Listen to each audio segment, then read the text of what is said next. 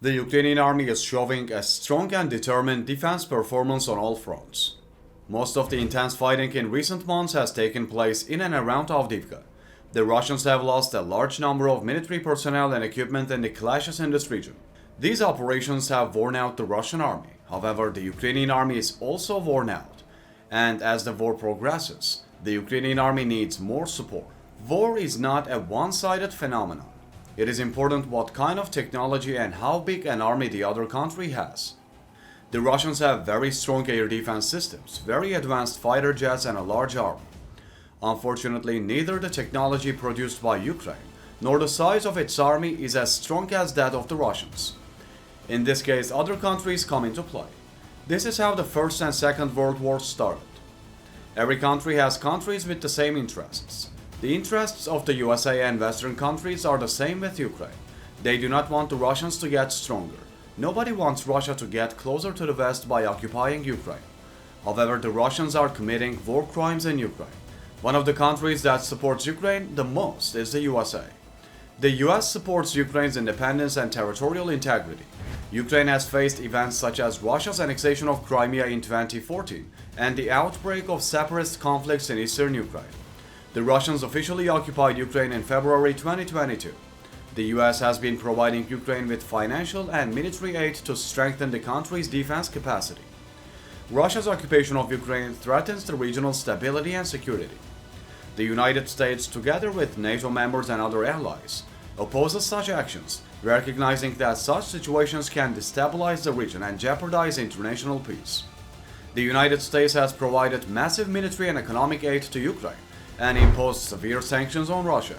Along with the US, other NATO countries have also imposed heavy sanctions on Russia. The US and other NATO countries have imposed various sanctions against Russia in its economic and financial sectors. These sanctions included restricting Russian banks and energy companies' access to finance, asset freezes, and trade restrictions. Zelensky stated that the war would continue and that the conflicts in the Middle East could harm Ukraine. He stated that the US and other countries should not forget Ukraine by focusing on the war in the Middle East. While the war slowed down a little with the arrival of the winter months, the aid received by Ukraine also decreased slightly. After the negotiations, the US announced a large military aid package to Ukraine. However, other NATO members also announced military aid packages to Ukraine. While the Ukrainian army continues its defense and offensive operations on the front line, it is waiting for F-16 fighter jets that can change the course of the war. Ukrainian pilots have been training with F-16 aircraft for a long time. These trainings took too long, yes, but the Ukrainian government knows that F-16 fighter jets can completely change the course of the front line. For this reason, it is in no hurry to use F-16s better and more effectively. However, the involvement of F-16 fighter jets in the war could have different consequences.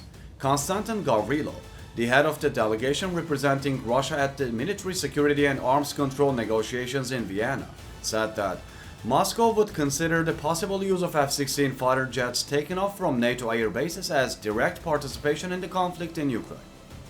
This could expand the scale of the war. Speaking at the Security Cooperation Forum, Gavrilov warned that the use of these aircraft, which will take off from air bases in Poland, Romania, and Slovakia, could lead to retaliatory measures by Russia. We strongly warn that the use of these warplanes from the territory of these NATO member states will be regarded by Moscow as participation in the conflict in Ukraine and will force Russia to take retaliatory measures, Gavrilov said. It had been suggested that F-16s in Ukraine's possession could take off from bases in Poland, Romania, and Slovakia under conditions of the destruction of air bases in Ukraine. However, new developments are also taking place on the front line. Chasiv Yar has become one of the 5 main targets for the winter operation. Chasiv Yar is a small town with a pre-war population of 12,000 and is located 10 kilometers west of Bakhmut. In recent months, Ukrainians have attempted to neutralize Russian forces in the Bakhmut area through a siege operation from the south. During the course of the operation, Ukrainian forces advanced 7 to 10 kilometers and the fighting stopped when they reached the railway embankment. Ukrainian fighters from the 3rd Assault Brigade stated that the main reason for this situation was the deployment of several divisions in order to prevent further collapse of the Russian front line. Therefore, the waves of Russian counterattacks were relentless and it was very difficult for the advance to continue, especially facing the additional barrier formed by the railway embankment.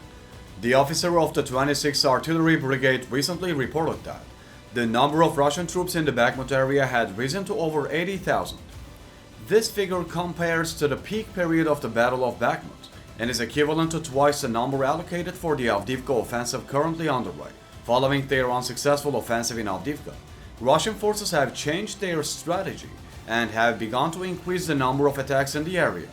A few days ago, the Russians reportedly deployed to Bakhmut the best motorized rifle detachments equipped with the most modern tanks, armored fighting vehicles, radios, and other equipment. Judging by the preparations, the Russians are preparing for a major new offensive operation. Ukrainian forces have a strong position south of Bakhmut. For this reason, the Russians decided to start their offensive operations from the northern direction. The Russians targeted the Bohdanivka area. The Russians hit the area intensively. However, the Russian forces failed to hold on in the region. The area attacked and targeted by the Russians is between the hills. Since Ukrainian forces control these hills, the Ukrainian army can defend the region very well. It is a great advantage that the Ukrainian army controls these strategic points. The Russians have also intensified their operations north of Bohdanivka because without these positions it is almost impossible to control Bohdanivka. So far, the Russians have managed to improve their tactical position south of Bohdanivka, while all Russian attacks north of Bohdanivka have been repulsed by successful defensive operations by the Ukrainian army. Soon, the Russian forces also shifted their focus to the southern flank, where the Russians are falling behind and have to regain all the tactical heights lost during the Ukrainian counterattack. The latest update shows that the Russians have reduced the number of attacks here, meaning that the Ukrainians have stabilized the front line in this area. Every day we bring you up-to-date information about the developments on the front line. The Ukrainian army has been fighting the Russian army since February 2022. The Russian army has lost exactly 350,270 military personnel since February 2022, when the war began. Russian leader Vladimir Putin said they would enter Kiev within a week and quickly occupy Ukraine completely. However, the Ukrainian army prevented this.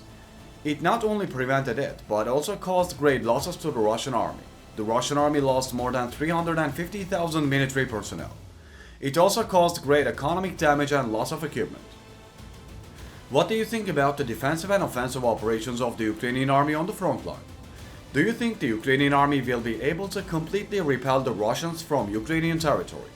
Do you think that the course of the war may change completely with the delivery of F-16 fighter jets to Ukraine and their use on the front line? You can share your thoughts with us by commenting.